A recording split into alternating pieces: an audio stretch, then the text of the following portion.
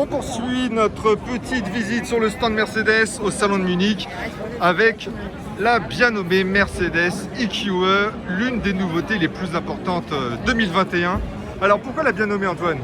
Bien nommé parce que pour ceux qui sont familiers de la nomenclature Mercedes, eh bien EQE, c'est ni plus ni moins que la version 100% électrique, disons plutôt le pendant 100% électrique de la berline classe E. EQ, bien sûr, dédié au modèle 100% électrique, donc EQE, on pourrait dire de manière un peu réductrice qu'il s'agirait d'une classe E électrique. En réalité, le look en tout cas ne ressemble pas à une classe E. Absolument pas. Voilà, rien à voir avec la très classique berline tricorps qu'on a coutume de voir dans nos villes, il est vrai, plutôt avec une borne de taxi sur le toit. Bon, certes. Là encore ce serait un peu réducteur, mais à juste titre sans doute, puisque il s'agit de l'une des berlines de référence de la catégorie de la classe E. La classe E, c'est la berline Mercedes, vraiment l'une des plus répandues, du moins peut-être avec la classe C, au niveau mondial. Donc, au niveau de son look, effectivement, le QE passerait peut-être plutôt pour un CLS 100% électrique. En tout cas, sa silhouette, son profil s'apparente plus à un coupé 4 portes. Voilà. 4,95 m de long d'ailleurs. 4,95 m de long. Et c'est énorme. C'est très long. C'est exactement la même longueur qu'une classe E classique, finalement. Et pourtant, c'est un petit peu la petite sœur de celle-ci.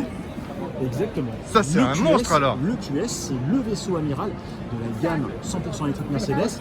Alors, on retrouve un élément de style qui est commun à toutes les Mercedes EQ, c'est ce bandeau lumineux qui court sur toute la largeur de la voiture et qu'on retrouve donc également, comme tu peux le voir, à l'arrière de la EQ.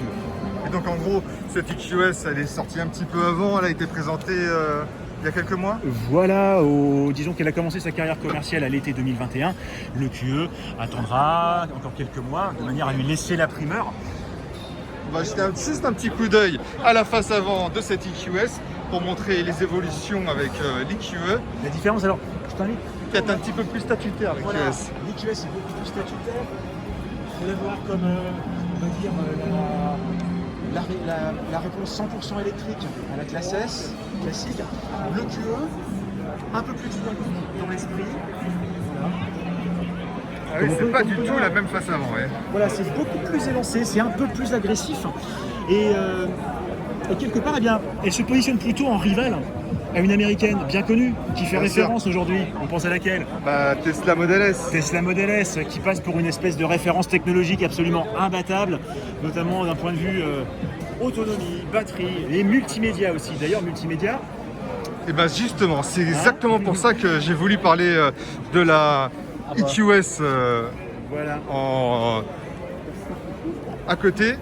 Entre parce parenthèses. que, oui, voilà, entre parenthèses, parce que, regardez un peu, à bord de cette EQE, on trouve également le fameux Hyperscreen, 141 cm de large, le plus grand écran disponible dans le marché de l'automobile. Alors attention, c'est une option puisque le EQE de base auront droit plutôt à une interface numérique, certes très développée, mais beaucoup plus classique et semblable à celle d'une classe E sur les modèles d'entrée de gamme. Ça, ce sera donc l'Hyperscreen sera donc une option, et là, il faut vraiment se figurer un écran géant, un écran gigantesque qui fait office littéralement de planches de bord et de console centrale à la fois. Pas de porte sans encadrement. Alors, voilà, pas d'encadrement autour des vitres. C'est un petit peu dommage que juste ici, juste avant le pilier là, donc, de la custode, on garde cet élément-là qui soit fixe.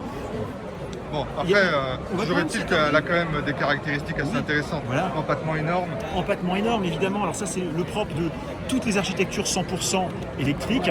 Ça permet de vraiment reporter les roues aux quatre coins et d'avoir des porte-à-faux à l'avant et à l'arrière extrêmement réduits au profit de l'habitabilité arrière. On l'a vu tout à l'heure, on manque clairement pas de place. Petit regret quand même côté coffre. Oui, avec, un empattement de 3,12 m, forcément, on a de la place. Oh, le coffre est toujours raisonnable. Le coffre est toujours raisonnable. 430 litres, c'est quand même sensiblement inférieur à une classe E classique. Forcément, il a fallu loger un gros stock de piles et des batteries. Justement, en parlant des batteries, alors là on est face à une EQE 350 donc qui dispose d'un moteur de 292 chevaux, 215 kW. Ce sera le cœur de gamme, ce sera sans doute la plus vendue de la gamme. Et donc en gros pour assurer l'autonomie, elle dispose d'une batterie de 90 kWh permettant donc une autonomie énorme.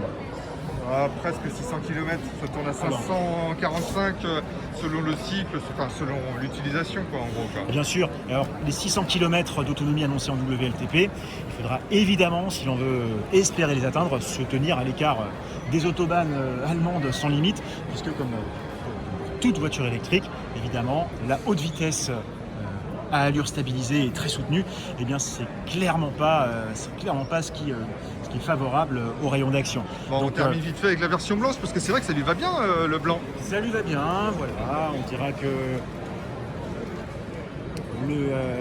là on voit bien l'empattement.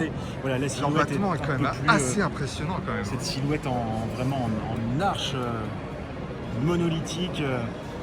Mercedes, plus accentué. Mercedes a quand même fait évoluer énormément son design. C'est comment ils vont appeler ça? La limousine 4 portes coupées. Voilà, en tout cas, ce qu'on peut dire, c'est que Mercedes a toujours eu à cœur de s'attaquer et d'occuper tous les créneaux de niche disponibles, enfin toutes les niches disponibles, quitte même parfois à inventer certains créneaux. On va rappeler d'ailleurs l'une des philosophies, l'un des principes qui a motivé la création du CLS il y a quelques années. La meilleure manière de dominer un créneau, ça reste encore de l'inventer. On va terminer sur ça. Merci.